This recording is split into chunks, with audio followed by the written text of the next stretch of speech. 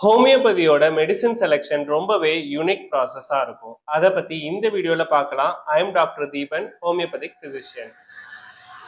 ஹோமியோபதியில் disease நேமை வச்சு நம்ம மெடிசின் ப்ரிஸ்கிரைப் பண்ணுறது இல்லை. மாறா ஒரு பேஷண்ட்டோட ஃபிசிக்கல் சிம்டம்ஸ் எப்படி இருக்கு, அவங்களோட மென்டல் ஸ்டேட் எப்படி இருக்கு, அவங்களோட லைஃப் ஸ்டைல் எப்படி இருக்கு, ஸ்லீப் பேட்டர்ன் எப்படி இருக்கு, இதெல்லாம் வச்சு அனலைஸ் பண்ணி ஒரு மெடிசனை நம்ம சூஸ் பண்ணுவோம். ஃபார் எக்ஸாம்பிள், 2 பேஷண்ட் மைக்ரைனோட வராங்க அப்படின்னா, ஒரு பேஷண்ட்டுக்கு மார்னிங் டைம்ல மைக்ரைன் அக்ரவேட் ஆகும், ஒரு பேஷண்ட்டுக்கு ஈவினிங் டைம்ல மைக்ரைன் அதிகமாகும். 2 கேஸுக்குமே ஒரே மெடிசன் தான் ப்ரிஸ்கிரைப் பண்ணுவோமா அப்படின்னு கேட்டா இல்ல. 2 பேருக்குமே வேற வேற மெடிசன்ஸ் தான் நம்ம ப்ரிஸ்கிரைப் பண்ணுவோம் based on the individual symptoms. இதை நம்ம ஹோமியோல இண்டிவிஜுவலைசேஷன் சொல்லுவோம்.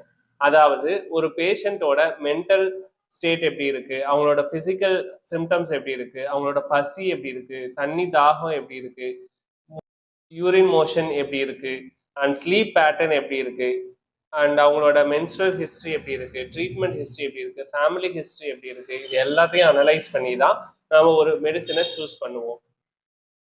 அதனாலதான் ஹோமியோபதியை ஹோலிஸ்டிக் அப்ரோச்னு நம்ம சொல்றோம்.